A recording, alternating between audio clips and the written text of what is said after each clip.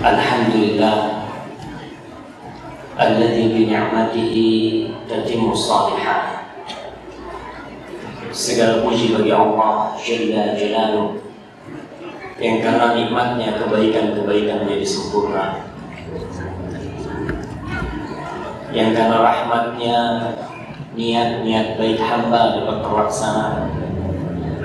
Semua nikmat yang kita rasakan pada hari ini, pada hari kemarin, dan kelak sampai dibangkitkannya manusia dari kuburnya, nikmat itu murni pemberian Allah Jalla Jalaluh, sehingga tiada yang pantas untuk dipuja, tiada yang layak untuk disanjung melainkan hanya Allah semata Rabbul Alamin. Sehingga tidak sah sholat seorang hamba tanpa dia mengatakan Alhamdulillahi Rabbil Alamin.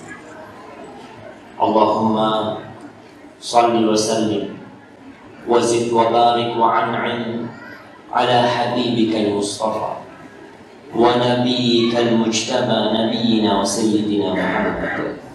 Ya Allah, semoga salawatmu, semoga salam, berkah dan nikmatmu senantiasa kau curahkan untuk hamba kekasih, untuk manusia terindah yang pernah menginjakkan kakinya di muka bumi, untuk manusia termulia yang pernah Allah utus sebagai seorang nabi, untuk ayah yang paling baik kepada anak-anaknya, untuk suami yang paling santun kepada istri-istrinya, untuk baginda Nabi kita Muhammad sallallahu alaihi wasallam.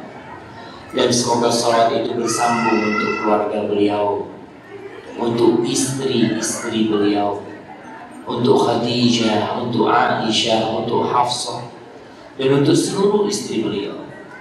Dan satu hal yang perlu kita tanamkan di dalam jiwa, bahwa istri-istri Rasulullah sallallahu alaihi wasallam semuanya adalah ibunda kita.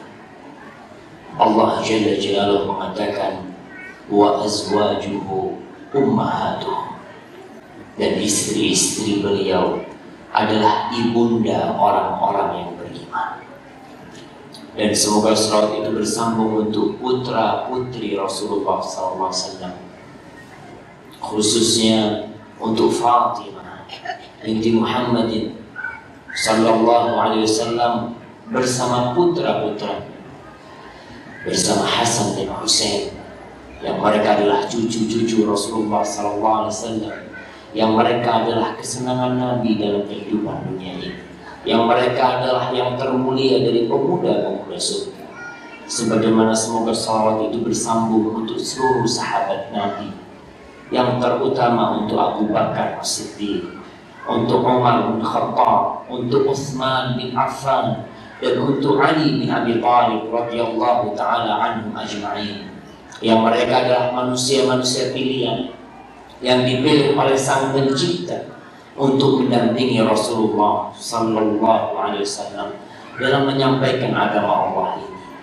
Kita pun bisa merasakan indahnya Islam, bisa merasakan nikmatnya menjadi muslim, tidak luput dari peran para sahabat Nabi. Mereka lah yang melanjutkan tongkat estafet dakwah Islam setelah wafatnya Rasulullah SAW. Bagaimana Islam bisa sampai ke Palestina, Islam bisa sampai ke Persia, Islam bisa sampai ke Eropa, itu tidak luput dari peran para sahabat Nabi bersama keluarga Rasulullah SAW. Amma ba'd, ma'asyiral muslimin, para jemaah rahimakumullah, dan para pendengar radio sahabat FM Tegal, dan ada radio kita FM Cirebon dan radio Insani Purbalingga. Semoga semua yang menyimak acara ini diberkahi oleh Allah Jalla Jalaluhu. Hari ini hari Jumat, tanggal berapa? Ana agak sakit hati sama panitia, sedikit tapi abang,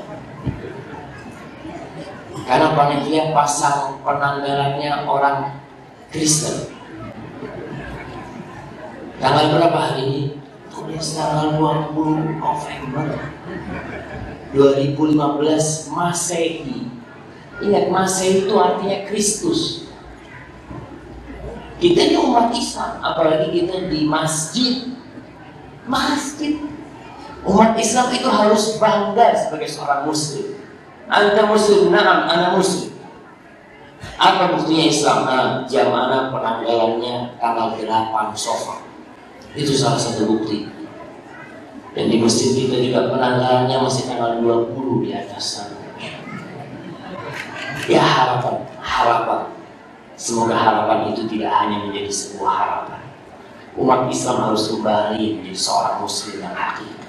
Semuanya harus Islam. Apanya? Bukan cuma ucapan, perilaku, pakaian, senyumnya, gerak-geriknya, sekolahnya, semua harapan kita adalah Islami. Hari ini tanggal berapa? Tanggal 8 Safar 1437 Hijriah. Kita harus ingat tuh yang ada di belakang penanggalan.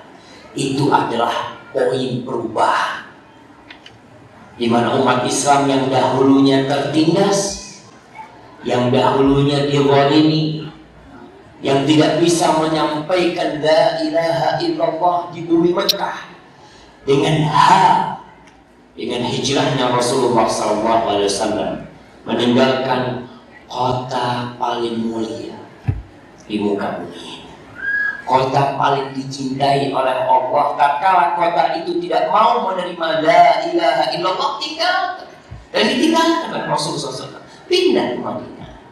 Tapi ternyata hijrahnya Rasulullah SAW merubah wajah dunia. Dalam kurun waktu 10 tahun, Rasulullah SAW di kota Madinah sudah dapat menciptakan masyarakat yang madani, masyarakat yang bertauhid, masyarakat yang cinta dengan surga Allah Jalla Jalla. Maka jangan dilupakan penanggalan itu. Dan hari ini hari Jumat. Hari Jumat itu harinya sholawat. Betul Pak? Antum berapa kali sholawat itu? Dari pagi sampai sekarang. Sampai 1000. Nggak kehitung, Masya Allah. Kita masuk ke generasi memang yang tidak menghitung. Ya Alhamdulillah, Allah kasih hadiah kepada yang tidak menghitung sholawatnya. Dan memang nggak wajib ngitung jemaah. Tapi paling tidak kita tuh tahu hari Jumat ini hari spesial. Pada hari ini Allah Jalla Jalla menciptakan Nabi Adam alaihissalam. Pada hari ini pula Allah Jalla Jalla memasukkan Adam ke dalam surga, kemudian menurunkan di dalam surga. Dan kelak pada hari Jumat kiamat itu akan terjadi. Lalu Rasulullah SAW mengatakan, fa'akthiru fihi minas salati alaihi. Banyak-banyak kalian salawat kepada aku pada hari Jumat. Maka khususkan waktu untuk bersalawat. Berapa jam? Terserah. 1 jam.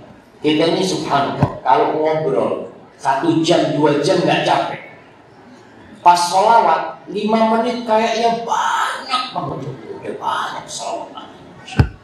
Tolong kita kembali mengingat bahwa seorang muslim tidak sah keimanannya sampai dia mencintai Rasulullah SAW lebih daripada mencintai diri dia sendiri. La yu'minu ahadukum hatta akuna ahabba ilaihi min waladihi wa walidihi wan nasi ajma'in. Nggak sempurna, nggak bukan rumah tangga yang menjadi satu kemudian menjadi RT, dari RT menjadi RW, dari RW menjadi desa, kampung, kelurahan, kecamatan, menjadi kabupaten. Kalau ternyata rumah tangga itu tidak dibangun di atas la ilaha illallah, tidak dibina di atas kesadaran sebagai seorang muslim, maka kita akan melihat kekacauan yang menimpa negeri. Antum bisa bayangkan, tadi malam saya keluar rumah jam setengah 12, jam 12 kurang seperempat, menuju ke stasiun kereta. Itu di pinggir jalan, di alun-alun itu masih ramai anak-anak muda, pasangan remaja putra dan putri. Yang perlu ditanyakan, kemana orang tua mereka? Kemana bapak mereka? Kemana ibu mereka? Kadang-kadang kita berpikir, subhanallah, bagaimana kelak masa depan negeri ini ketika orang tua sudah tidak lagi perhatian kepada keluarganya. Suami tidak memperhatikan istrinya, istri juga sudah tidak care kepada suaminya. Maka berbincang tentang rumah tangga adalah perbincangan yang sangat indah, karena kita akan berbicara tentang cinta dan kasih sayang.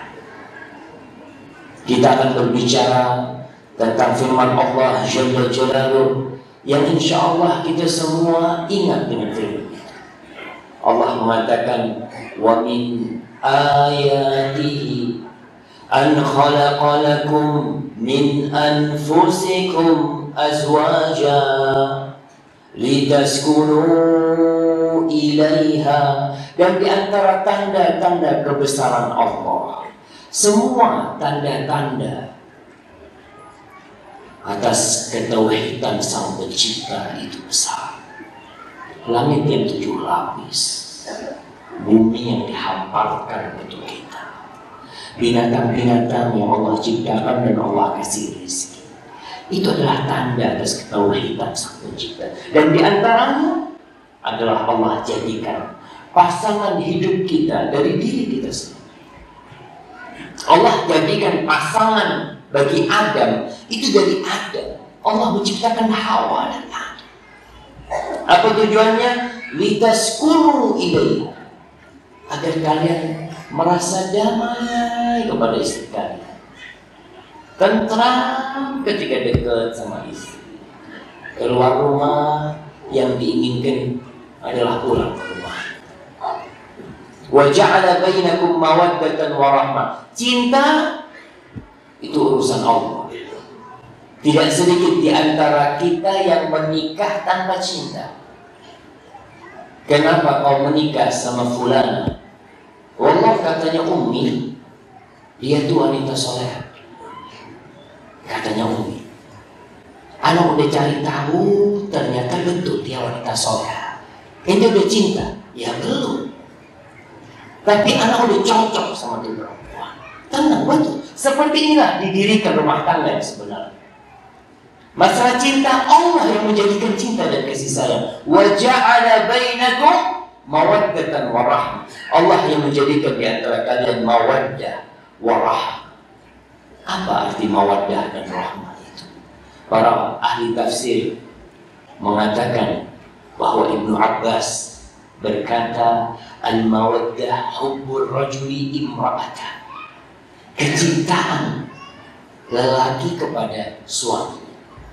Itu yang disebut dengan mawaddah. Warahmah, rahmatuhu iyyaha an yusibaha bisu. Kata Ibnu Abbas, yang dimaksud dengan rahmat dalam ayat ini adalah kasih sayang seorang suami kepada istrinya, agar istrinya tidak ditimpa oleh sesuatu pun yang menyakiti dia.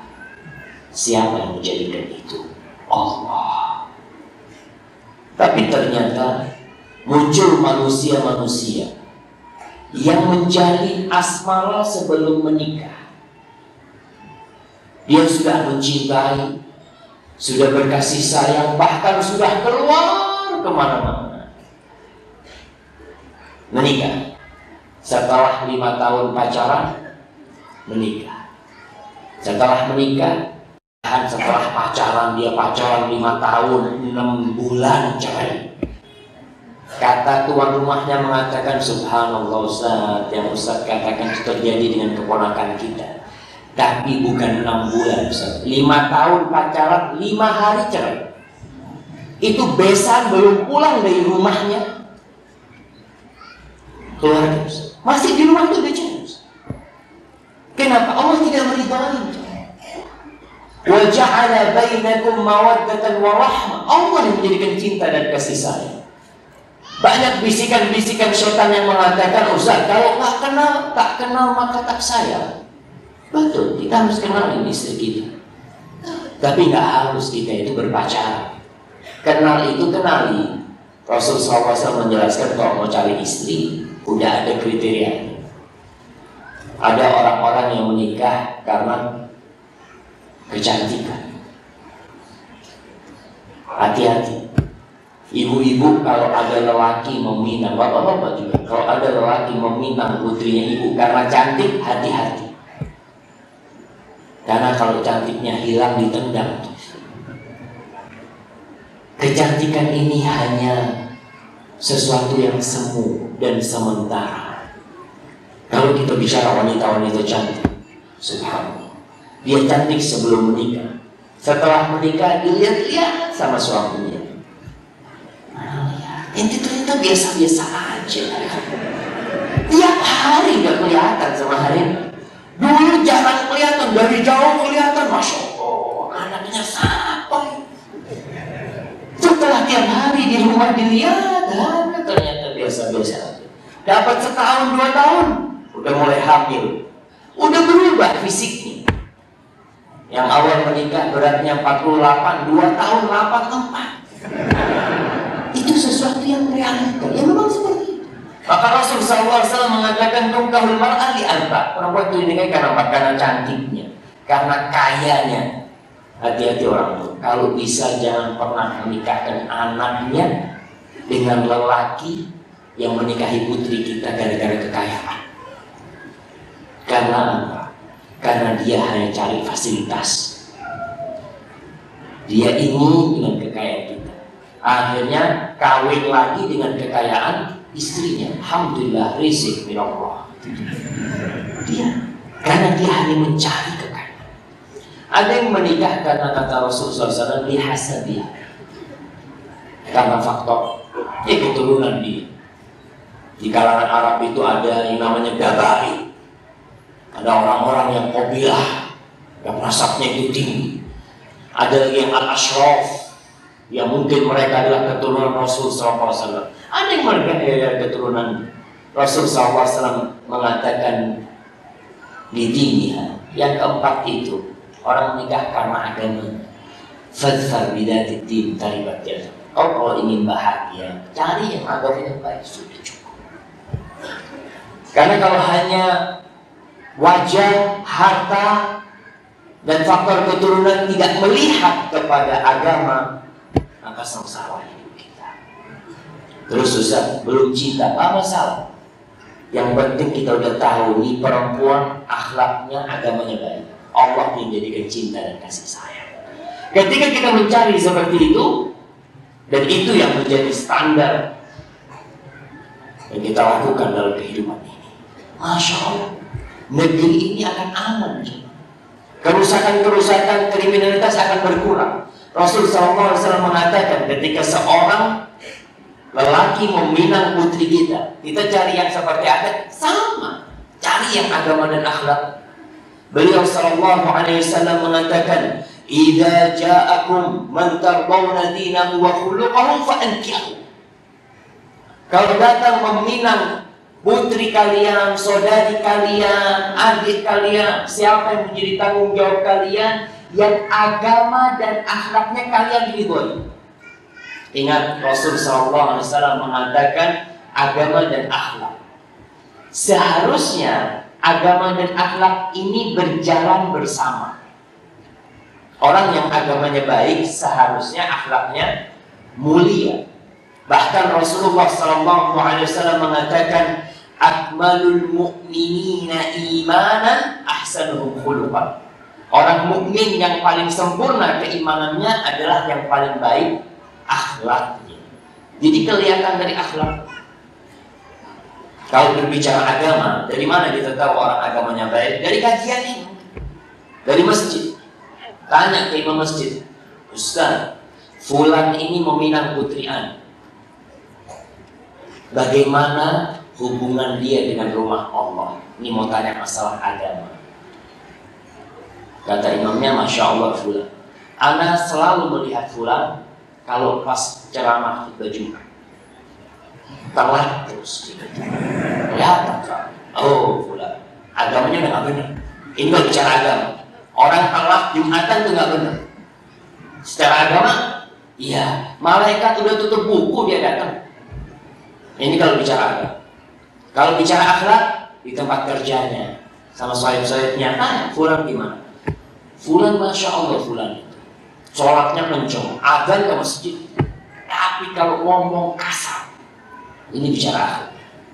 Kerja suka mengumpat. Dia punya utang sama kita, orang ini sudah 2 tahun nggak bayar. Nah, itu bicara tentang akhlak. Rasul SAW menyuruh kita untuk memilih yang akhlak dan agamanya baik. Bukan yang wajahnya tampak, bukan yang kaya raya, bukan.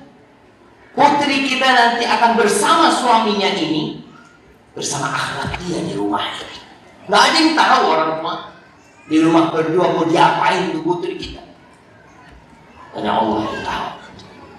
Maka Rasulullah SAW mengatakan, kawin kalau datang meminang putri kalian agama dan akhlak, kawin. Wa illa, kalau itu tidak kalian lakukan, takun fitnatun fil ardi wa fasadun kabir, maka akan terjadi kerusakan di muka bumi ini dan kekacauan yang besar.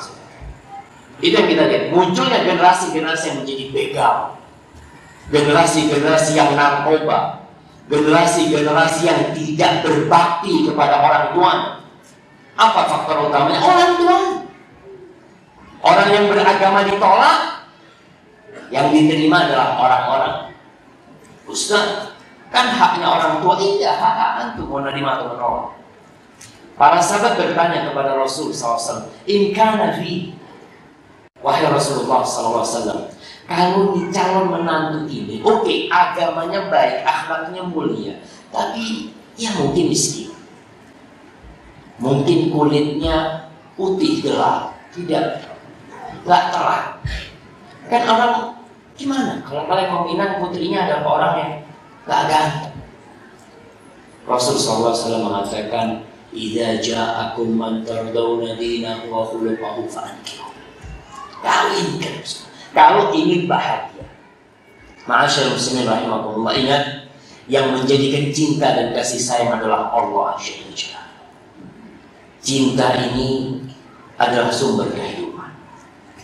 Orang kalau sudah cinta, dia akan berbuat apa saja untuk orang yang dicintai. Kita lihat bapak-bapak bekerja dari pagi sampai sore. Ditanya, buat siapa? Ustaz, kalau saya sih sudah cukup. Tapi buat istri apa anak-anak? Istri apa anak-anak? Anak-anak nggak disebutin istrinya. Dia ngomong, oh Ustaz, istrinya anak bertahan sama istrinya gara-gara anak-anak. Banyak terjadi seperti itu. Dia bekerja untuk anak-anak dan bukan untuk istri. Kadang-kadang si ibu-ibu ditanya, ibu-ibu kok masih bertahan sama suami yang seperti ini, kata dia. Ya mau gimana Ustaz? Demi anak-anak. Dia kalau sudah sama suami udah gak cinta sama suami. Begitu pula suaminya mungkin sudah tidak cinta kepada istri, sehingga kehidupan di dalam rumah tangga itu sudah mulai hilang keharmonisan. Para jemaah, bapak-bapaknya harus tahu bahwa kesuksesan seorang lelaki itu bisa saya yakinkan di baliknya ada seorang wanita. Wanita pertama adalah ibundanya.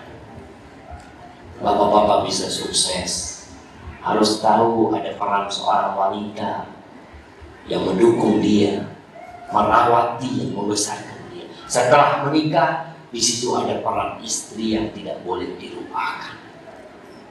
Dia memiliki peran dan keberhasilan kita dalam kehidupan. Bahkan Allah Jalla Jalaluhu menjelaskan tentang bagaimana kebutuhan suami kepada istri dan sebaliknya. Wanita juga butuh kepada suami. Allah memisalkan seperti kebutuhan tubuh dengan pakaian. Allah berfirman, hunna libasun lakum wa antum libasun lahum. Hun, wanita-wanita itu adalah pakaian buat kalian. Wa antum libasun lahun, dan kalian adalah pakaian buat mereka, buat perempuan-perempuan. Jadi kalau ada lelaki sampai tua tidak menikah, bahaya. Karena bisa dilihat dia nggak pakai baju. Itu gimana? Nggak pakai baju. Hasan al-Basri pernah berjumpa dengan seorang pemuda, udah tua, perjaka tua. Lihat sama dia, ente ini antara satu dari dua orang. Imma an takuna ilminan wa imma an takuna fajir. Kau nih sekarang nggak kawin, bisa jadi karena engkau itu memang impoten, katanya. Yang kedua, atau engkau orang yang suka jajan. Tidak benar. Karena kebutuhan seorang lelaki kepada wanita itu tidak bisa dipungkiri. Hunna libasun lakum wa antum libasun lahum. Allah Jalla Jalaluhu mengatakan, zuyyina lin-nasi hubbus syahwat minan nisa. Sudah dicintakan kepada manusia itu syahwat kepada wanita. Dan para lelaki ingat, tidak ada alasan seorang lelaki berzina sedangkan Allah membolehkan bagi dia untuk menikah. Allah mengatakan, fankihu ma qaba lakum minan nisa mathna wa thulatha wa ruba'. Ini ayat kaum lelaki hafal semua. Fankihu ma qaba lakum minan nisa mathna wa thulatha wa ruba'. Ayat tentang poligami. Ayat ini ingat, nggak putus di situ. Fankihu ma qaba lakum minan nisa mathna wa thulatha wa ruba'. Ayat ini bersambung. Dan haram hukumnya memutus sambungan. Fa in khiftum an la ta'dilu fawahid. Kalau kau takut tidak bisa berbuat adil, cukup satu, kata Allah. Maka lelaki, bagaimana kau mau berzina? Allah murka bagi kau menikah. Nggak cukup satu, fadl dua. Nggak cukup dua, fadl tiga. Tapi berzina, seorang lelaki muslim sudah menikah berzina, maka dihukum dengan hukuman yang sangat menjijikkan. Dirajam sampai mati. Karena Allah sudah membuka pintu yang halal bagi dia. Dia melakukan yang halal. Ma'asyarul muslimin rahimakumullah, kebahagiaan rumah tangga itu tanggung jawab suami istri. Anak-anak bisa menjadi anak-anak yang soleh dan soleha, itu tanggung jawab suami istri. Jangan hanya mengatakan itu salah suami. Ibu-ibu, suami Ustaz yang kayak gitu, yang bawa ngomong kayak gimana, ibunya kayak gitu. Nah, itu tanggung jawab kalian berdua. Kalau engkau berkata salah memilih istri, ya sudah, kesalahan itu tidak perlu dipikirkan, tapi bagaimana memperbaiki kesalahan. Begitu pula wanita-wanita yang merasa salah menerima suami, tidak perlu kesalahan itu dipendam di dalam hati sehingga hidup dia melarang. Karena penyesalan yang tiada henti. Ingat, nasi sudah jadi bubur, ya udah, diapain? Dimakan bubur. Antum mau diapa? Masa antum mau lihat nasi udah jadi bubur, ya Allah, gimana ya? Ini udah jadi bubur. Dilihat terus. Ya ini makan, bismillah. Kasih kecap, jadi enak juga.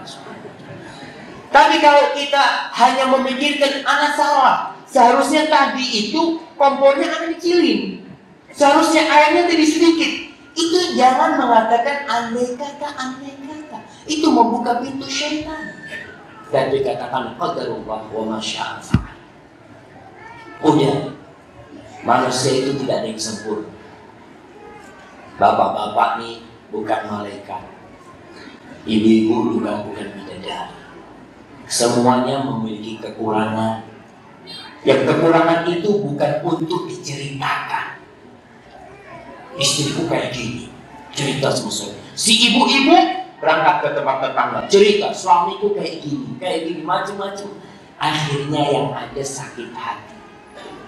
Allah Jalla Jalla telah memberikan kepada kita garis-garis besar bagaimana menghadapi wanita dan bagaimana wanita menghadapi lelaki. Kita harus tahu Allah mengatakan walaysa dzakaru kal untha. Lelaki itu tidak sama dengan wanita.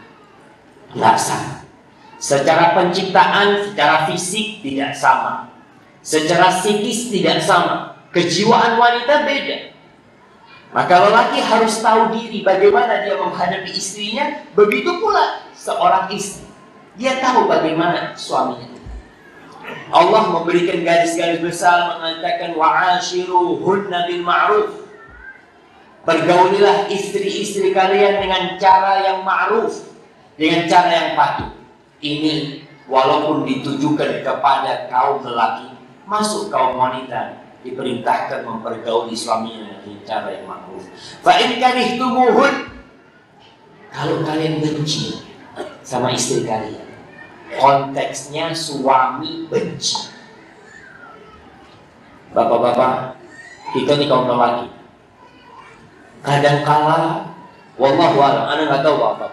Kadangkala manusia itu sampai ke titik jenuh sama istrinya. Melihat ada perilaku istrinya yang berusaha untuk dibenerin, udah capek tapi balik lagi. Ingat dengan firman Allah, fa in karihtumuhunna, kalau kalian benci sama istri-istri kalian, fa asa an takrahu syai'an wa yaj'alallahu fihi khairan katsiran. Kata Allah, bisa jadi yang kalian benci itu, yang kalian tidak sukai, Allah jadikan kebaikan yang banyak di balik itu. Nah, mungkin istri kita nggak pandai masak, tapi coba antum lihat, kenapa anak malah dia? Subhanallah, dia nggak pandai memasak, tapi dia pandai berhias.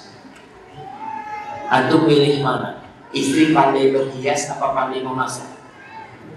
Dua-duanya.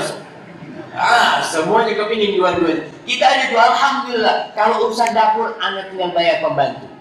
Kalau untuk berhias, masa anak akan bayar pembantu suruh berhias? Nggak mungkin. Makan pembantu.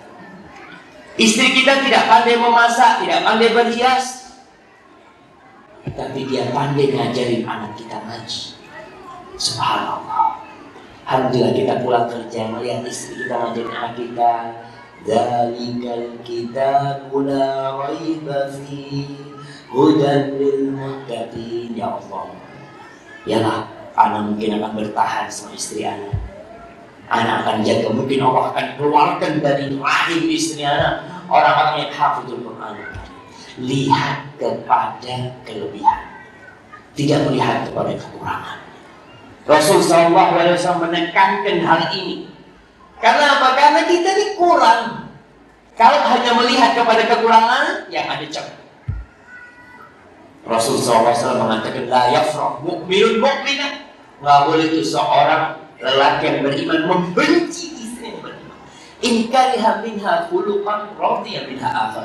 Kalau ada perilaku istrinya yang tidak dia suka, pasti ada. Rasul SAW dengan Aisyah, dengan istri-istrinya, ada, namanya manusia, nggak sempurna. Tapi beliau mengatakan, sallallahu alaihi wasallam, radiya minha akhar. Dia akan ridho dengan beberapa akhlak. Ma'asyar muslim rahimahullah. Maka pada kesempatan kali ini, kita perlu duduk merenungkan.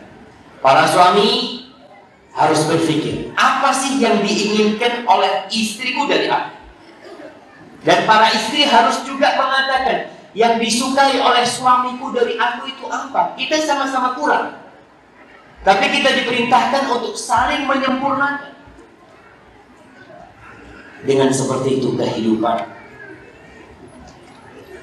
akan harmonis. Yang pertama kita akan berbicara apa yang diinginkan suami dari istri. Ibu-ibu catat tuh, supaya tahu suaminya itu kepingin apa. Mungkin sudah menikah 10 tahun, ada yang menikah 17 tahun, Ustaz, anak 17 tahun Ustaz menikah. Sebenarnya anak sudah mau cerai, Ustaz. Nggak tahan. Kenapa? Ya kadang-kala si istri tidak tahu dengan apa yang diinginkan oleh suami. Ketika suami ngomong sama istrinya, si istri mengatakan kau egois. Ya memang, suami itu egois.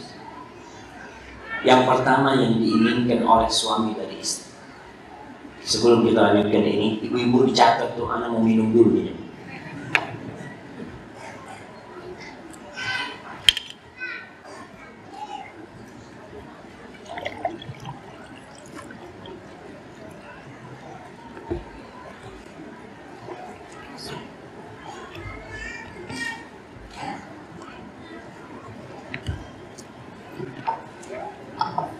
Alhamdulillah. Yang pertama, bapak-bapak, kalau yang saya omongkan salah, tolong ditegur. Yang diinginkan suami itu penghormatan. Seorang lelaki lahir sebagai pemimpin. Allah Jalla Jalaluhu menjadikan kaum lelaki itu sebagai pemimpin. Dia ingin dihormati. Lelaki dalam hubungan dia dengan teman-temannya dia ingin dihormati. Apalagi tatkala di rumah posisi dia sebagai komandan. Allah Jalla Jalaluhu berfirman, "Ar-rijalu qawwamuna 'ala an-nisa bima faddala Allahu ba'dahum 'ala ba'din wa bima anfaqu min amwalihim." Lelaki-lelaki adalah pemimpin atas kaum wanita. Allah menjadikan lelaki pemimpin karena Allah memberikan kemuliaan kepada lelaki. Lelaki itu punya hak cerai, tapi bisa dilihat tidak sembarangan lelaki mencerai. Lelaki berpikir lebih panjang daripada wanita. Wanita juga ingin dihormati sama, tapi tidak seperti keinginan lelaki dihormati.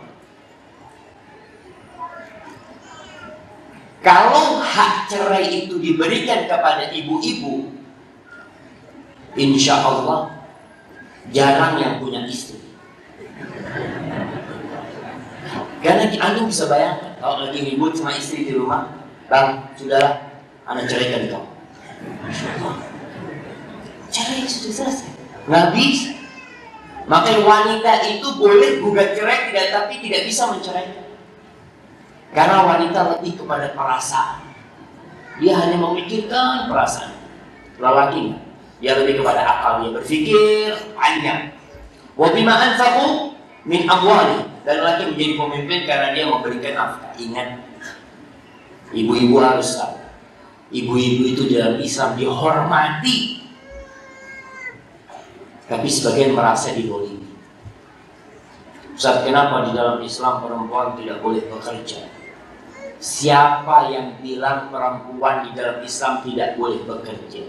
Kalau perempuan tidak bekerja, negeri ini tutup. Saya katakan, kalau perempuan tidak bekerja, negeri ini tutup. Wanita di dalam Islam wajib bekerja. Wajib, catat tuh, wajib bekerja. Tapi bukan pekerjaan harus dapat fulus. Bukan. Emangnya di rumah perempuan ngurusin anak, ngurusin suami, nggak kerja? Masak nggak kerja? Mandiin bayinya nggak kerja? Nyusuin nggak kerja? Itu nggak kerja.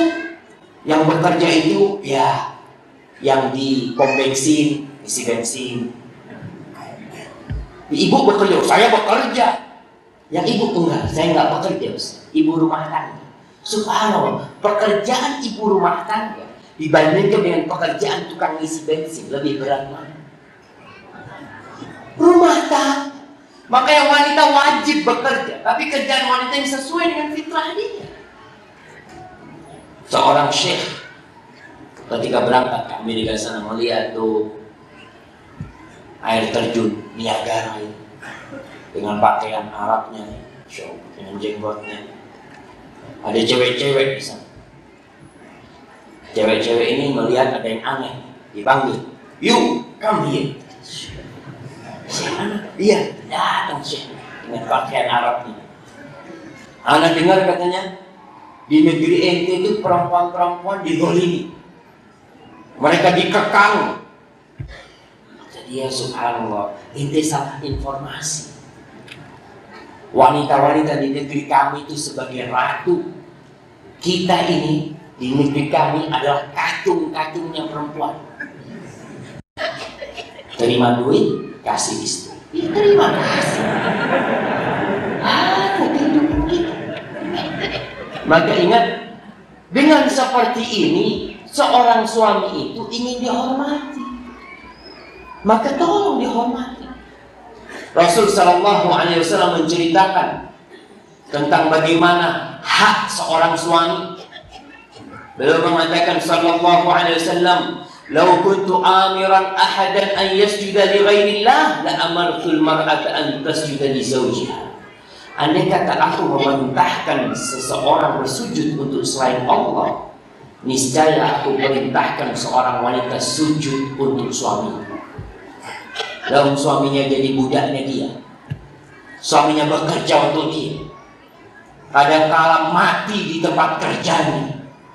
Kadang-kala ditabrak ketika dalam kerjanya. Untuk siapa? Untuk istri. Maka ibu-ibu punya kewajiban untuk menghormati suami. Penghormatan yang utama adalah dengan mentaati. Ya, seorang komandan, apa bentuk penghormatan anak buah kepada komandan? Taat. Nggak perlu ibu-ibu umpamanya suaminya ngomong, "Dek, aku minta kau jangan ke rumahnya tetangga ya hari ini." Nggak perlu tanya suami, "Mas, laranganmu ini makruh apa haram?" Itu mau bertengkar. Sudah dilarang sami'na wa ata'na. Iya mas. Kemudian ada satu permasalahan. Permasalahan ini salah satu penyebab perceraian. Nah, iya. Jadi harapan jamaah yang di depan bisa merapat sedikit jemaah, karena katanya di belakang banyak yang dapat tempat.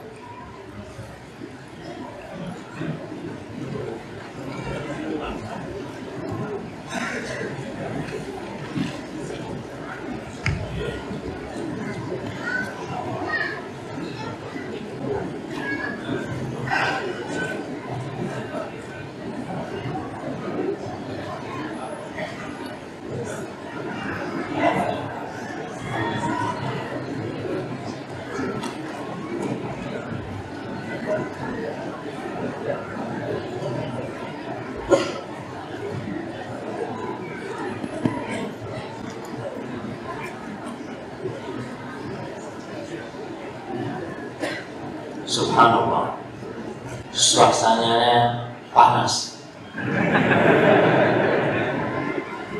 Tapi kalau bicara rumah tangga ini jadi lebih panas. Tapi bismillah, antum sabar. Insyaallah pulang dari sini sama. Anak ini dari tadi malam sampai sekarang belum kena air badannya. Semua dalam perjalanan. Kalau antum panas, anak panas, cuma kelebihannya anak dapat air.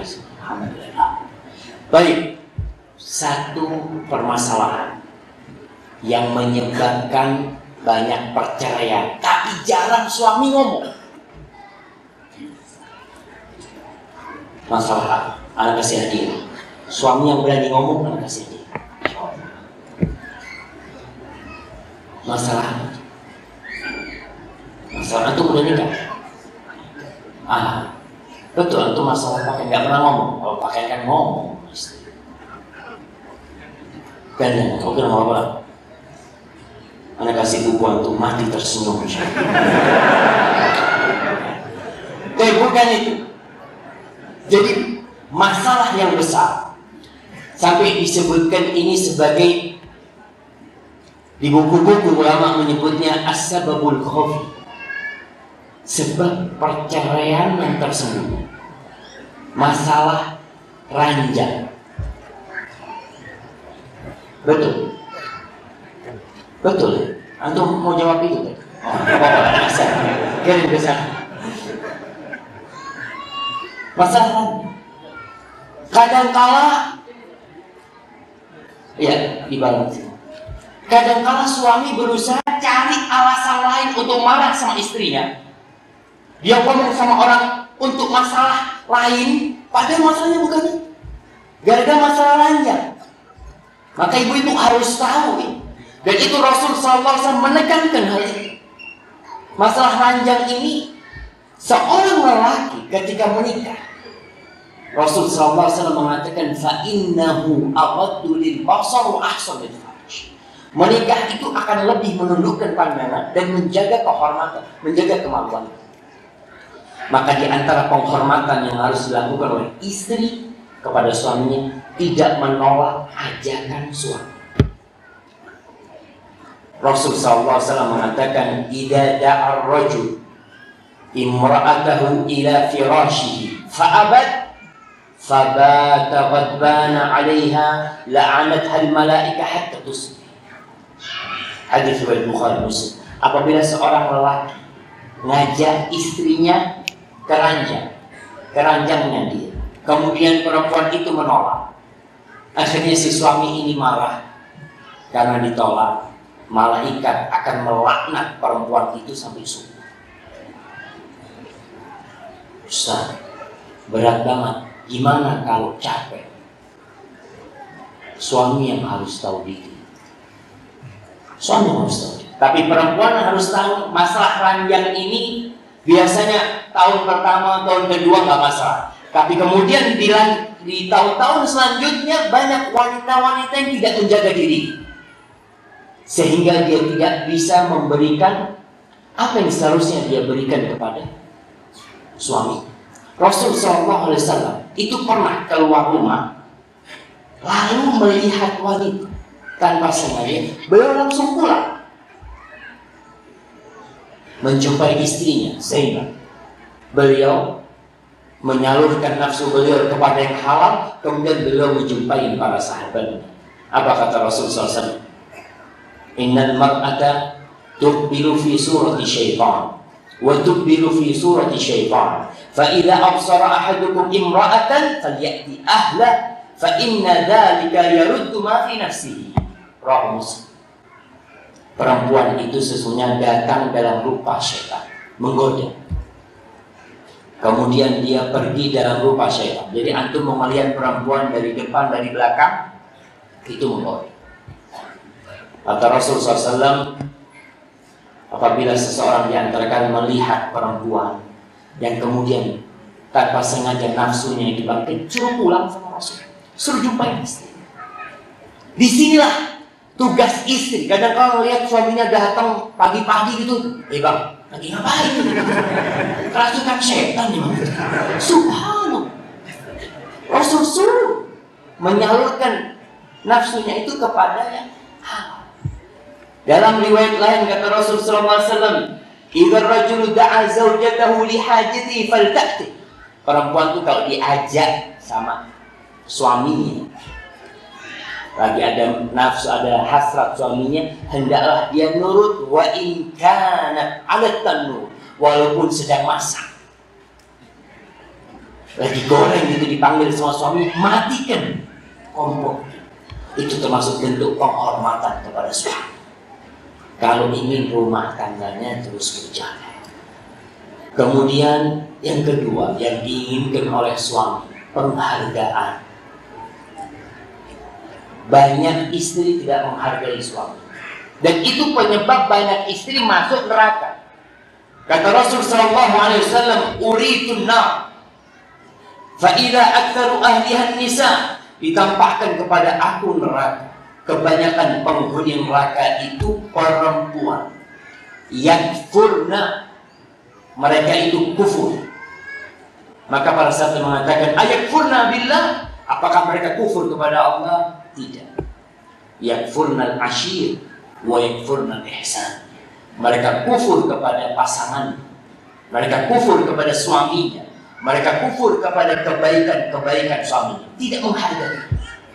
Lau ahsanta ila ihdahunna dah, andai kata engkau berbuat baik kepada istrimu 1 tahun, thumma ra'at minka syai'an, lalu perempuan itu melihat ada kesalahan di suami, tahu-tahu suami pulang telat, atau ada gelagat nggak nyaman, ngelihat HP-nya ada SMS nyasar, itu perempuan akan mengatakan, ma ra'aitu minka khairan qat.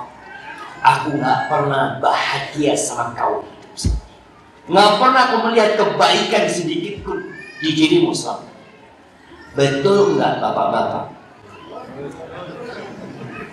Betul nggak? Bu, betul nggak ibu?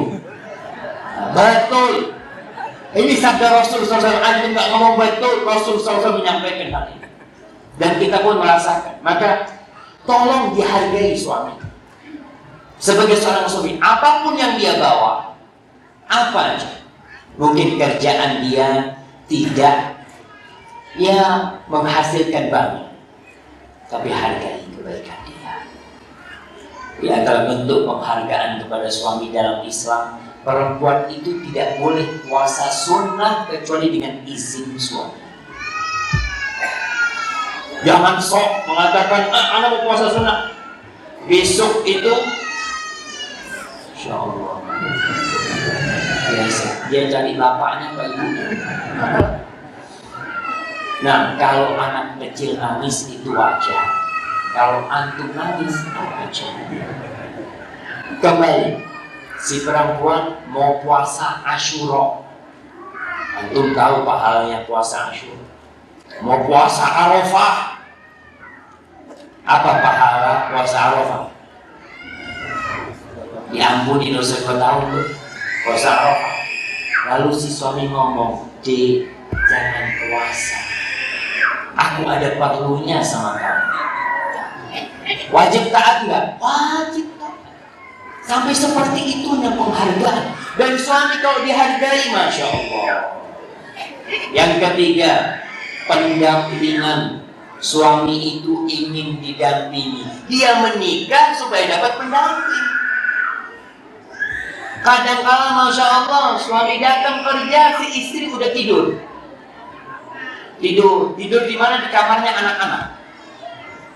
Si bapaknya lihat, Allah, ya sabar, mau gimana lagi, memang istrinya kayak gitu. Makan, hati-hati ibu. Jangan pernah meninggalkan suami makan sendiri. Rasul SAW didampingin oleh Aisyah ketika makan, minum bareng sama Aisyah. Ada wanita-wanita yang makan malam dia siapin buat suaminya, udah disiapin gini, bang, udah bang siap bang, ditinggal terus nonton TV. Ada seorang suami kejadian nyata, sama istrinya disiapin makan siang terus ditinggal, dipanggil, sini, aku bukan kucing, kasih makan terus ditinggal. Itu termasuk ya kucing lah. Kita kalau masak-masak kita mau nemenin kucing, kita kasih makan, kita tinggal. Maka ibu tolong ketika suaminya makan, dampingin dia. Bahkan Aisyah bersama Rasulullah SAW itu, Aisyah mendampingi Nabi mandi bareng di kamar mandi. Biasanya itu pengantin baru mandi bareng. Setelah 5 tahun, 7 tahun mau mandi, ente dulu lah yang mandi. Anda tunggu. Subhanallah, istrimu ini. Itu terjadi. Maka tolong, pendampingan ini dibutuhkan oleh para suami. Yang keempat, suami itu butuh atraksi. Atraksi. Apa atraksi itu? Di dalam kamus bahasa Indonesia, atraksi itu artinya sesuatu yang menarik perhatian. Nah, perempuan itu pada hakikatnya diciptakan menarik. Suami ketika di luar rumah, dia melihat pemandangan-pemandangan yang na'udzubillah, yang menggoda dia itu. Sehingga tatkala masuk rumah, harapan dia melihat di istrinya sesuatu yang membuat dia menarik. Banyak wanita-wanita, apalagi di daerah batik ya, itu kalau di rumah pakai daster yang bolong-bolong, yang sobek sana, sobek sini.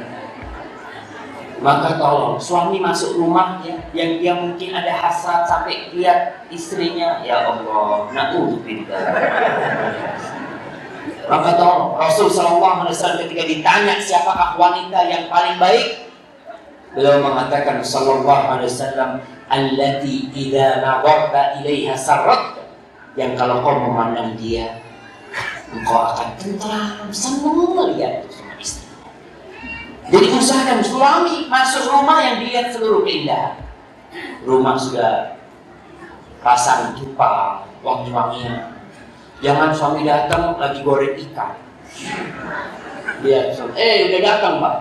Sambil kayak mau digoreng suaminya. Matikan suaminya, datangin suami. Maka perlulah yang seperti itu diperbaiki. Suami suka, betul nggak bapak antum suka dengan istri yang cantik? Suka. Ada wanita-wanita na'udzubillah, wanita-wanita yang kalau keluar rumah bersolek seperti orang jahiliyah. Kalau di rumah tidak bersolek. Sampai ada sebuah kisah seorang lelaki, dia datang pulang dari tempat kerjanya ke rumah. Dekat rumahnya ada wanita naik beca, senyum-senyum sama dia wanita itu. Dia tersenyum juga dia. Dia pikir siapa? Loh, istrinya dengan dia. Jadi karena istrinya bersolek ya, sampai Allah. Hati-hati ibu yang seperti itu. Ya banyak perempuan-perempuan yang baru bersolek ya, bergandang, pakai sidul, pakai apa. Kalau keluar rumah, di rumah nggak pernah pakai. Nggak pernah pakai. Mungkin pakai bedak bayi itu, sampai dengan bayinya pasang. Maka tolong, suami suka dengan keindahan. Pakailah pakaian yang indah di rumah itu ya. Khususnya, makanya kenapa sebaiknya seorang perempuan itu kalau sudah nikah, para bapak-bapak ini tidak kumpul sama mertua.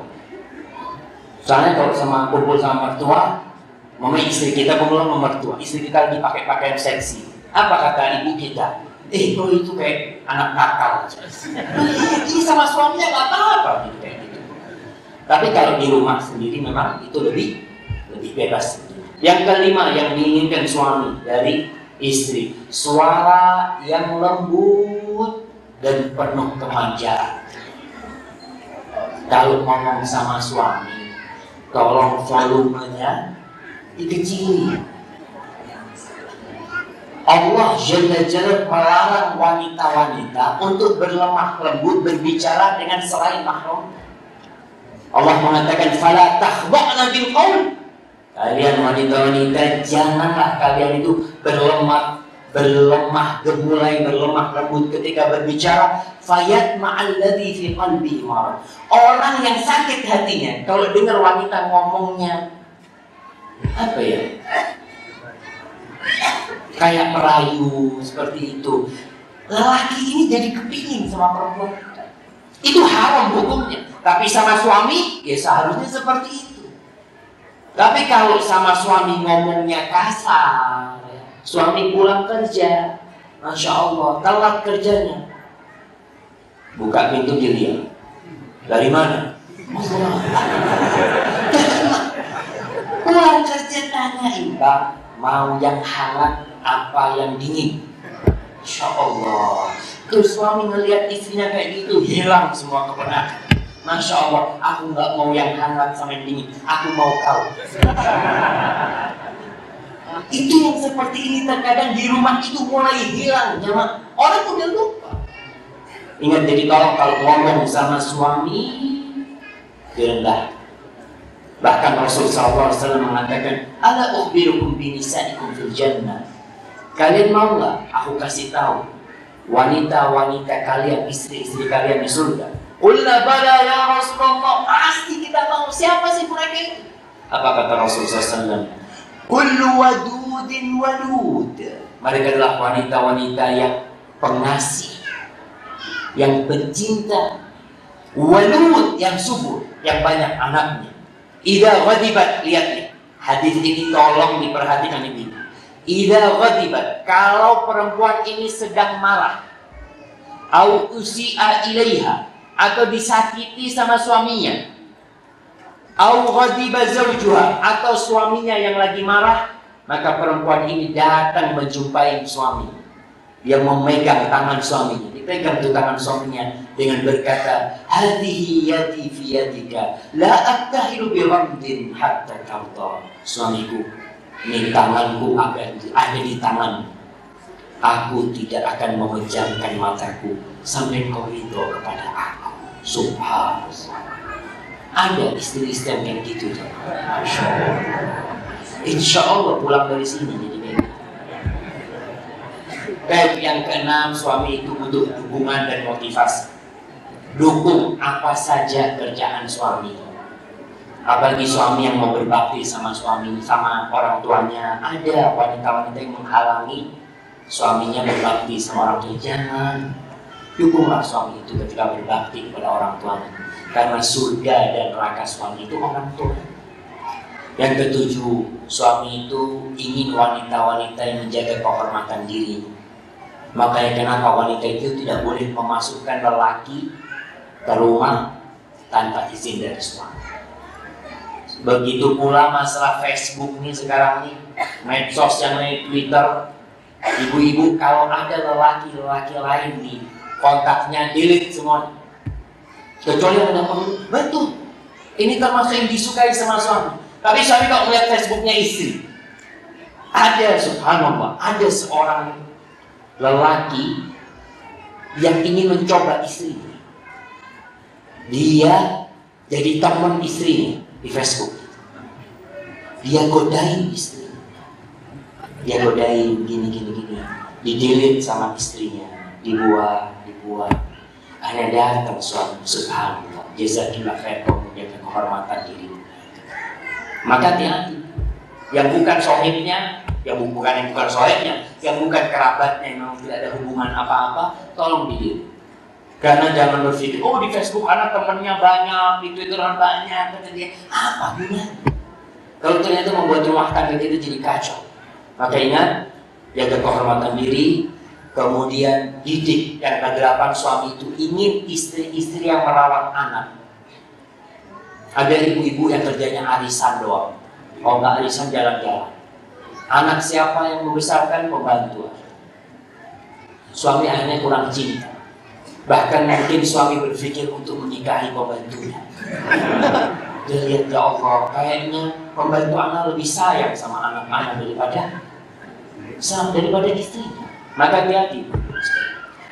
Yang terakhir, cinta. Suami ingin cinta. Nah, kata Rasulullah SAW, kullu wadudin wadud. Seorang istri mencintai suaminya. Dan jangan pura-pura. Ada istri yang pura-pura cinta kepada suaminya. Ingat, cinta yang dibangun di atas kebohongan karena paksaan gak nyaman. Ya udah, terimalah suamiku kayak gini. Ya udah, aku akan berbakti sama dia walaupun dia zalim sama aku. Aku hanya berharap satu, Allah memasukkan aku ke surga dengan kesabaran. Sudah harganya. Karena memang Rasulullah SAW mengatakan akan muncul nanti masa di mana pemimpin-pemimpin zalim yang menuntut haknya dan tidak memberikan hak kepada rakyat. Bagaimana kondisi rakyat? Apakah berontak? Atau Rasulullah bilang, kalian serahkan hak yang dipinta oleh pemimpin kalian. Lalu bagaimana dengan hak kita? Kalian minta hak kita kepada Sang Pencipta, kepada Allah Jalla Jalla. Ya udah, bismillah, layani suaminya dengan ikhlas, hanya mengharap ridha Allah Jalla Jalla. Selesai ini yang berkaitan dengan suami, yang diinginkan suami dari istrinya. Terus apa yang diinginkan istri dari suaminya? Bapak-bapak sekarang, catat tuh bapak. Jangan alhamdulillah Ustaz sudah kasih tahu istri kita. Yang bapak-bapaknya juga nggak sempurna, banyak kekurangan. Yang pertama, kalau yang terakhir yang diinginkan suami dari istri adalah cinta, tapi yang pertama diinginkan istri dari suami adalah cinta dan kasih sayang. Karena wanita ini sosok insan yang perasa, dia sensitif banget. Tunggu tuh. Waktunya sampai jam berapa? Sampai jam 5. Sebentar lagi. Bismillah, anak isi minum dulu ya.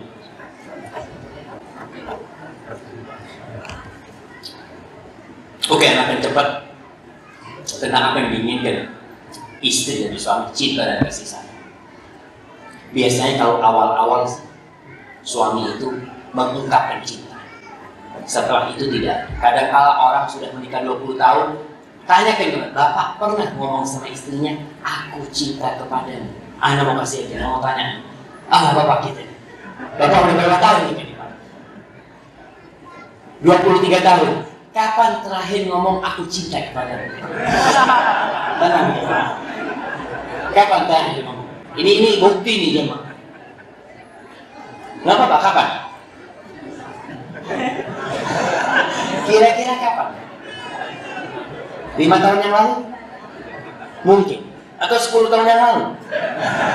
Oke, kita kasih aja.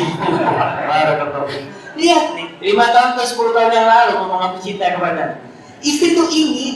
Rasul SAW itu sudah tua. Beliau umur 60 tahun. Ketika ditanya siapa wanita yang paling kau cintai, Aisyah. Dia sebut. Dan cinta itu diungkapkan dengan lisan dan dengan perbuatan. Apa bentuk cinta kita kepada istri kita? Ya tunjukkan dengan mencium dia. Sampai ada seorang yang bertanya, Ustaz, saya ini nggak bisa mencium istri saya, Ustaz, karena sudah keriput, Ustaz, istri saya. Allahu Akbar. Akhirnya yang ada cuma ya sudah kayak gini. Malu mau cewek, Ustaz sudah tua, Ustaz. Jadi nggak ada cinta dan kasih sayang. Tolong untuk cinta. Yang kedua, penghargaan. Sama, istri ingin dihargai atas apa yang dia lakukan. Karena ada seorang lelaki datang ke orang syekh. Dia ngomong, Ustaz ini ceramahnya tentang berbakti kepada ibu, ke ibu ya. Terus kepada ibu. Kapan kepada bapak? Kok nggak diingat bapak dari tadi nggak disebutkan Ustaz?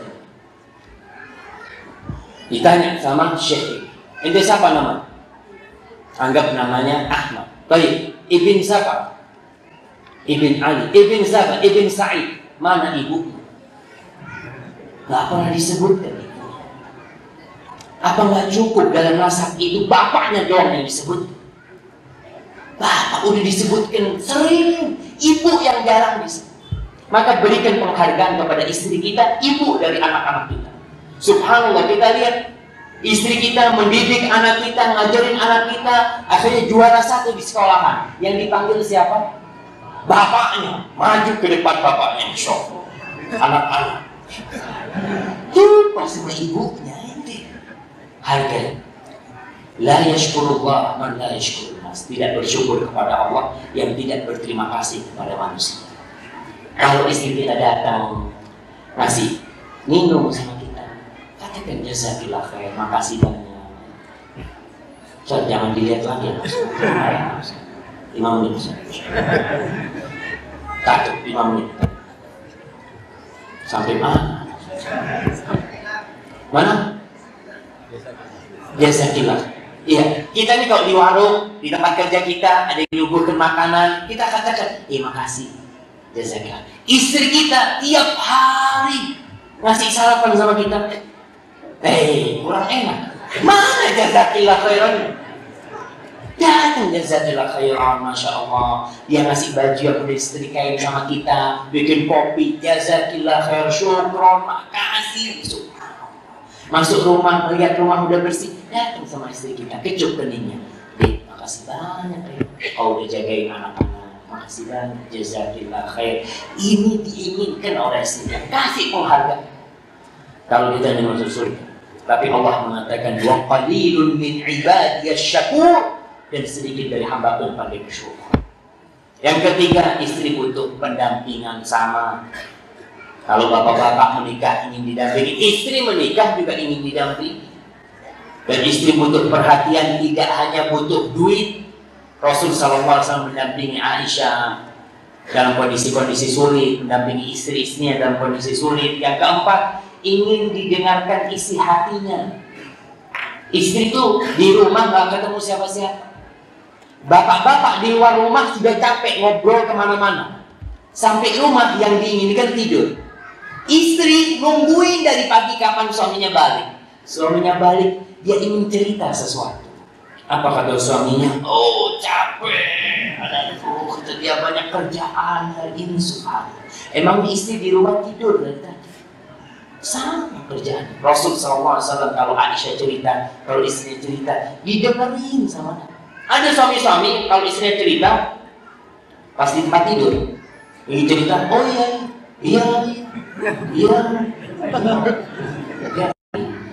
Kemudian jangan diputus cerita istri. Ini banyak suami-suami. Istri lagi cerita dan suami tahu ceritanya istri. Jangan ngomong, oh anak udah tahu ceritanya. Ya, anak udah tahu. Jangan.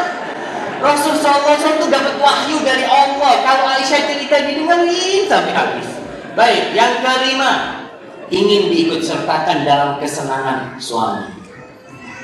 Ingin. Jadi jangan bapak-bapak pulang ya dari tempat kerja, oh anak tadi makan enak di restoran sebentar. Suami istri cuma dikasih cerita. Jangan. Bawakan lagi sini. Anak tadi masya Allah. Anak ketika makan ini orang yang pertama anak ingat adalah engkau. Subhanallah. Yang ke berapa? 6. Ingin suasana santai di rumah. Ya di rumah, tolong kerjakan kerjaan rumah. Rasul SAW itu panglima perang, jenderal bintang 4. Beliau khalifah, pemimpin Nabi dan Rasul sallallahu alaihi wasallam. Kalau masuk rumah jadi suami. Jadi suami. Jadi bapak buat anak-anaknya. Jangan masuk rumah karena jenderal selalu ingin perintahnya kita. Istriku. Siap. Bismillah, mohon maaf sebentar Ikhwan. Yang merasa memarkirkan motor kendaraannya di masjid belakang, mohon segera dipindahkan. Yang menutupi gerbang tetangga karena mobilnya yang punya rumah akan keluar, mohon. Yang merasa motornya ada di belakang masjid sebelah barat masjid. Jazakumullah khairan. Nah, jadi kalau masuk rumah ingat, apapun bintangmu, berapapun bintangmu, ya sudah, jangan nyuruh istrinya, istriku, sini. Istrinya siap dan ya di rumah Rasul SAW kalau masuk rumah beliau melakukan kerjaan rumah. Istri kita masuk rumah lagi nyapu, ganti sudah aku yang nyapu, atau pegang tangan istri kita nyapu berdua. Ustaz, itu dulu Ustaz. Ya, Rasul SAW sampai tua beliau itu romantis sama istri. Kemudian ada orang-orang yang tidak pernah mau masuk dapur. Ya, aib masuk dapur. Kita ini rejal, kita lelaki, bukan di dapur tempatnya. Nah, Rasul SAW merah susunya sendiri, ngambil air timbanya rusak dijahit sendiri sama siapa? Rasulullah Sallallahu Alaihi Wasallam. Maka siapa kita? Lalu kita mengatakan itu bukan kerjaan kita. Nah, bukan kerjaan kita. Tapi itu adalah ya bentuk kebaikan seorang suami kepada istri. Kemudian 5 menit anak ngomong kan Ustaz? Ya, emang 5 menit. Iya, 5 menit Ustaz. Nah, anak ngomong antum ingat 5 menit anak ngomong. Udah lewat Ustaz. Baik, yang ke-7. Tinggal 2 lagi. Yang ke-7 itu istri ingin kedekatan suami dengan anak-anak. Tolong jangan istri dibiarkan mendidik anak sendirian. Ini bagaimana bapak itu pulang, anaknya lagi nulis, ya, dilihat dibantuin sama bapaknya, main sama anak-anaknya. Rasul SAW itu dijadikan kuda-kudaan sama cucu. Kuda-kudaan, lagi sholat, lagi coba. Subhanallah SAW. Ke masjid dibawa cucunya yang perempuan, Umamah, ditaruh di pundak, jadi imam Rasul SAW. Istri kalau melihat suami kayak gini, masya Allah. Ada suami yang cuma ngasih duit sama istrinya. Yang penting anak sudah kasih fulus sama itu. Jangan. Yang ke-8, wanita ingin dimaklumi kekurangannya, ingin dimaafkan kesalahannya. Dia diciptakan dari tulang rusuk yang bengkok. Kita akan mendapati banyak kesalahan istri kita. Rasul SAW mengatakan khuliqatil mar'a min dila, perempuan diciptakan dari tulang rusuk yang bengkok. Kalau kau meluruskan patah. Terus gimana?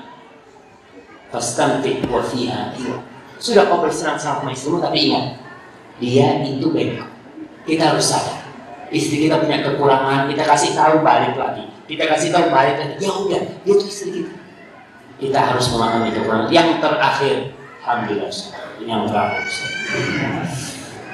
Yang terakhir, perempuan itu suka sama suami yang royal, yang dermawan. Jadi antum jangan pelit sama istri, jangan pelit. Jadi ya kalau istri minta sesuatu dan antum mampu, berikan. Karena di antara tabiat wanita, dia itu suka dengan perhiasan, dia suka dengan keindahan. Dari mana dia dapat? Masa dia harus bekerja sendiri? Tidak, dia dari suami. Hada wallahu a'lam. Sebenarnya masih banyak, cuma ada tagihan yang dilirik sama Ustaz, kita terpaksa tutup. Hada wa sallallahu ala nabiyina Muhammad wa ala alihi wasallam. Assalamualaikum Ustaz, bagaimana sikap kita apabila kita hendak dijodohkan dengan orang yang secara paras dan akhlak baik, namun secara agama masih sering tercampur dengan perkara-perkara bid'ah? Harusnya kita terima? Jazakallahu khairan. Iya. Bagaimana apabila seorang wanita dijodohkan dengan, ini wanita apa laki? Pertanyaan dari ikhwan atau dari akhwat? Ikhwan kan?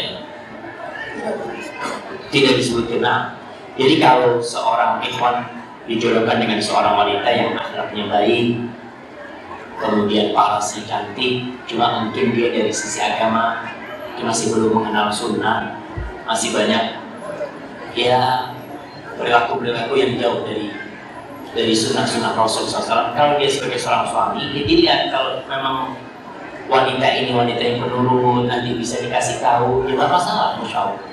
Kalau memang dia bisa diperbaiki, insya Allah.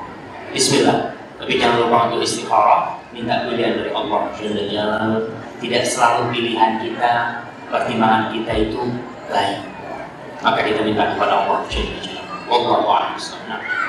Ustaz, ada ikhwan suka dengan akhwat, mendatangi orang tua akhwat, niat baik ikhwan disetujui dengan syarat menunggu 2 tahun karena sang akhwat ingin bekerja dahulu. Bagaimana yang harus dilakukan ikhwan tersebut, Ustaz? Nah, ya antum kalau siap nunggu 2 tahun ya nunggu. Kalau nggak siap, bismillah cari akhwat yang lain. Jadi kalau memang seorang gini, ketika kita meminang anaknya orang, lalu mertua itu mengatakan anak saya masih mau sekolah, berarti itu ditolak. Tapi kalau pertanyaannya, kalau sampai siap nunggu 2 tahun, itu diterima. Kalau dikasih batasan, berarti kalau setelah 2 tahun, kalau Anda siap nunggu 2 tahun, silahkan. Tapi kalau dikatakan momen anak saya masih kecil, masih belum menikah, nggak apa-apa Pak, saya tunggu sampai mau menikah, anaknya Bapak momen. Itu malu-maluin. Nah, kok Ustaz, Ana adalah seorang pedagang keliling. Kebanyakan dari pelanggan Ana adalah ibu-ibu. Susah sekali menjaga pandangan, sebab para pembeli banyak yang tidak menutup aurat dengan sempurna. Mohon nasihatnya. Masya Allah. Iya, memang ini ujian jemaah. Kita jangan ngomong yang pedagang keliling, yang pusat keliling sama.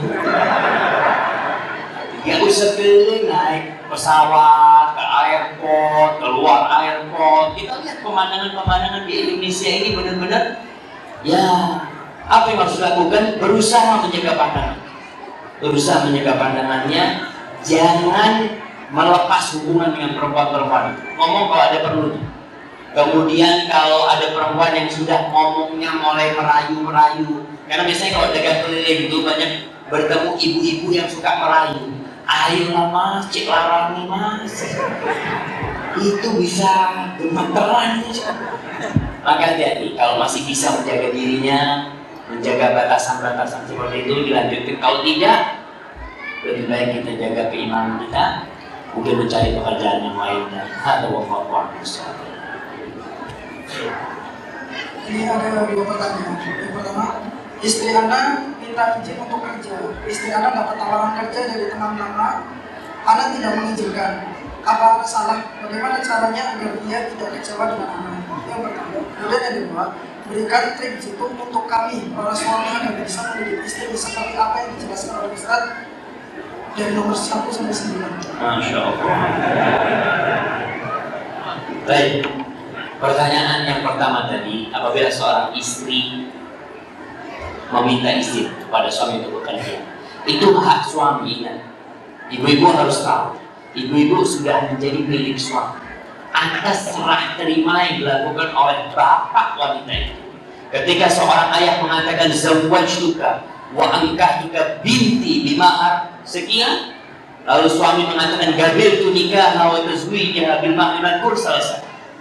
Apabila seorang suami tidak mengizinkan, maka seorang istri wajib menerima. Lalu bagaimana supaya tidak kecewa? Katakan kepada istri, "Dek, apa sih sebenarnya kau butuhkan? Kalau kau ingin emas yang berada di mana? Di Monas, aku akan naik buat engkau." Istri itu kalau dipenuhi kebutuhannya, insya Allah dia tidak akan menuntut bekerja. Tapi kadang-kala si suami ini, ya suami mulai pelit suaminya, istri punya keinginan yang wajar tapi tidak dikasih sama suami. Maka tolong, seorang suami yang memiliki kekurangan di harta sehingga tidak bisa membahagiakan istrinya dengan harta, tapi dia punya cinta, bahagiakan istrinya dengan cinta dan kasih sayang. Jangan sampai harta kurang, cinta nggak ada, ya ribut terus di rumah yang terjadi. Wanita-wanita di kebanyakan mahkamah yang menuntut cerai karena masalah ekonomi. Maka tolong suami dalam permasalahan ini pintar-pintar mengelola ekonomi. Sekali lagi, kalau dari sisi ekonomi mungkin dia tidak bisa memenuhi secara full, mungkin dia bisa memenuhi dengan memberikan perhatian dan cinta yang lebih dalam kepada istri. Berkaitan dengan pertanyaan yang kedua, bagaimana kiat-kiat memiliki istri? Seperti yang disebutkan tadi, kiat-kiatnya mendidik istri, ya. Mendidik istri memiliki 9 harapan tadi. Rubahlah diri kita sendiri, perbaiki diri kita, berdoalah kepada Allah. Apabila ada kesalahan istri, kasih nasihat istri kita. Tapi sekali lagi, tatkala memberi nasihat istri, badutlah nasihat kita dengan cinta dan kasih sayang. Kalau masih nasihat istri itu jangan mengatakan, sini, duduk sini. Anak ingin menyampaikan sesuatu, sudah lama anak pendam di dalam hati. Masya Allah, itu ribut ya. Tapi kalau ngomong sama istri kita, duduk istri kita, "Dek, terus terang dari tadi itu aku kepikiran sama engkau sekarang. Aku kalau keluar rumah itu kepingin cepat pulang melihat wajah.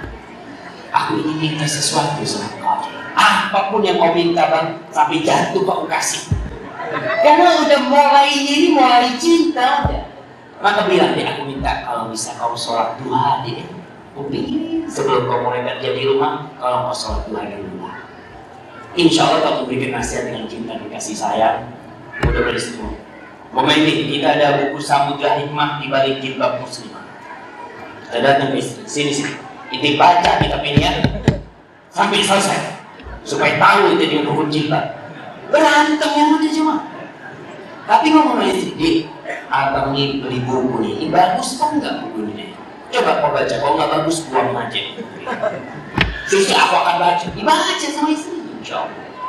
Alhamdulillah, bismillah.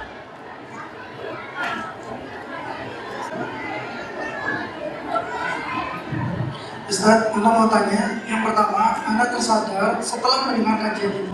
Sebelum menikah, Anda berpacaran. Sekarang sudah menikah dan mempunyai omongan. Tapi perasaan cintanya tidak seperti ketika pacaran. Bagaimana cara menumbuhkan cinta itu seperti sedia kala, Ustaz? Yang kedua, bagaimana cara merubah sikap dasar yang tidak baik? Nah, Allah. Iya. Mereka merasakan orang-orang yang ketika pacaran, kenapa cintanya kok lebih? Karena ditunggangin setan. Karena ketika haram itu yang diingin setan, bagaimana dia melakukan yang haram terus. Ketika sudah menikah, setan datang lagi dengan tujuan memisahkan kedua suami istri yang sah. Maka tugas paling dahsyat setan itu adalah membuat suami istri cerai. Cinta dan kasih sayang itu dibikin hilang. Maka bagaimana supaya cinta itu datang? Pertama, istighfar. Minta ampun sama Allah atas kesalahan-kesalahan yang dulu dia lakukan. Karena menjalin cinta sebelum menikah, umpamanya, mohon ampun kepada Allah. Yang kedua, melihat kepada kebaikan istri. Terus usahakan kita melihat kepada kebaikan istri kita, lupakan kepada kesalahan-kesalahan dia. Lalu hidupkan contoh-contoh Rasul SAW, makan bersama, mandi bersama, ya. Insya Allah yang seperti itu akan menumbuhkan kecintaan di dalam rumah tangga itu. Istri pun seperti itu. Dia harus berusaha bagaimana menjadikan cinta di rumah tangga itu tumbuh bersama. Terus yang kedua tadi, bagaimana merubah sikap tabiat yang memang tidak baik. Banyak cara sebenarnya bagaimana kita merubah tabiat kita yang tidak baik. Cara pertama tentunya memohon kepada Allah. Nabi SAW senantiasa berdoa. Di antara doa beliau adalah Allahumma hdini li ahsanil akhlaq la yahdini ahsaniha illa anta. Ya Allah, berikan kepada aku petunjuk untuk bisa berakhlak yang mulia. Tidak ada yang bisa memberikan petunjuk itu kecuali Engkau. Wasrif anni sayyi'ah, jauhkan aku dari akhlak-akhlak yang buruk. Tidak ada yang bisa menjauhkan aku dari akhlak yang buruk kecuali Engkau. Kemudian doa Allahumma hassan khalqi fahassin khuluqi. Ya Allah, kau baikkan rupaku, ciptaanmu kepadaku ini, maka tolong kau perbaiki akhlakku. Minta semua. Kemudian yang kedua, kalau dia seorang pemarah, ada laki-laki yang memang suka marah, berusaha ketika marah itu mengikuti sunnah-sunnah Rasul SAW. Ketika berdiri duduk, ketika duduk rebah. Itu untuk merubah sikap buruk tadi itu.